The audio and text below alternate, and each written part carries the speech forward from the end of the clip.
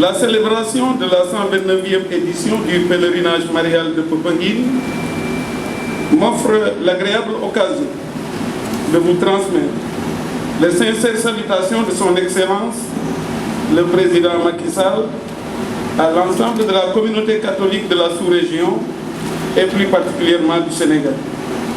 En effet, l'édition de cette année revêt une double particularité de coïncider d'une part avec le Ramadan vécu dans la ferveur par la communauté musulmane et d'autre part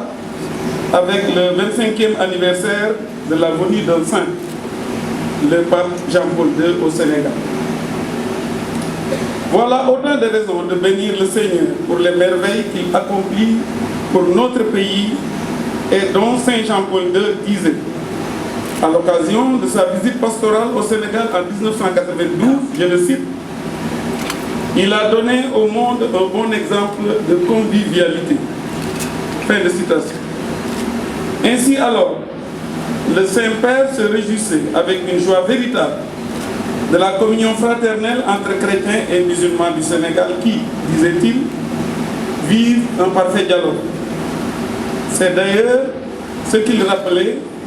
avec force conviction lors de sa rencontre avec les représentants de la communauté musulmane du Sénégal à la Chambre de commerce de Dakar. En effet, le thème choisi pour la présente édition du pèlerinage marial, Marie, mère et éducatrice, modèle pour nos familles et nos communautés, semble inviter à inspirer nos modèles éducatifs et nos familles des exemples d'écoute, d'obéissance et d'humilité de la Sainte Vierge Marie qui a su être à la fois reine, mère et épouse modèle. C'est pourquoi, au regard de nos familles en proie à des difficultés de tous ordres et face à nos sociétés en perte de valeur et de repères, la Sainte Vierge Marie, de par ses vertus cardinales, doit constituer une source vive d'inspiration et de foi. Excellence, Monseigneur Jean-Pierre Bassène, en exaltant le rôle de la mère éducatrice, cette mère inspirée par la Vierge Marie, vous exprimez manifestement votre souci de la bonne éducation à inculquer aux nouvelles générations, mais aussi et très certainement, je reste convaincu que l'ardent désir d'une société, votre ardent désir d'une société plus juste, plus équitable et plus harmonieuse. En effet,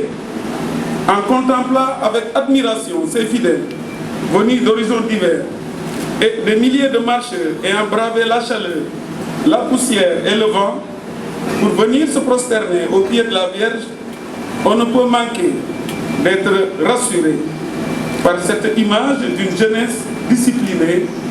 consciente et à l'écoute de ses pasteurs. Je reste convaincu que les messages de prudence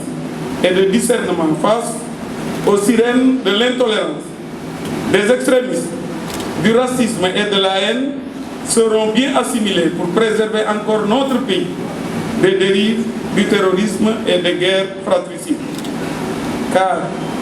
au-delà des actions vigoureuses de sécurisation menées par l'État,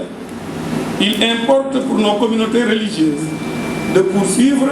la bataille doctrinale pour une meilleure appropriation des valeurs de paix, de tolérance et d'humanisme qui sont le socle de nos religions. Excellence, Monseigneur Benjamin Ndiaye, bien cher Père évêque, cher pèlerin, le gouvernement que j'ai l'honneur de représenter ici se réjouit globalement du rôle éminemment stabilisateur de nos communautés religieuses. C'est pourquoi je puis vous assurer de son engagement sous l'autorité de son Premier ministre et l'éclairage bienveillant de son Excellence, le Président Macky Sall, a toujours cheminé à vos côtés pour préserver notre jeunesse de la propagation d'idéologies aux antipodes des valeurs sacro-saintes, de paix, d'humanisme et de cohésion sociale. Dès lors, Je voudrais, à l'instar de sa sainteté, le pape François, exhorter notre jeunesse à ne point demeurer prostrée sur les balcons de la vie. Au demeurant, les prochaines échéances électorales appellent de la part de tous une réelle implication citoyenne, tant il est vrai que l'Assemblée nationale est le siège de notre représentation nationale. C'est pourquoi, Excellences, chers évêques, le chef de l'État, son Excellence Macky Sall, invite tous les futurs protagonistes à la retenue et à la modération dans les propos et les actes, tout en sollicitant vos prières pour un Sénégal de paix, uni et prospère. Enfin, le chef de l'État me charge de vous réaffirmer sa détermination et sa ferme volonté à poursuivre le travail de modernisation du sanctuaire de Popenguine, dont les besoins en infrastructure ne cessent de croître du fait de sa dimension spirituelle toujours grandissante. Excellence, Monseigneur Benjamin Ndiaye, chers pères évêques, messieurs les membres du clergé, je ne puis terminer sans féliciter le comité d'organisation de cette 129e édition pour la réussite de cette manifestation et souhaiter un bon retour à tous les pèlerins dans leurs foyers respectifs. Je vous remercie de votre aimable attention.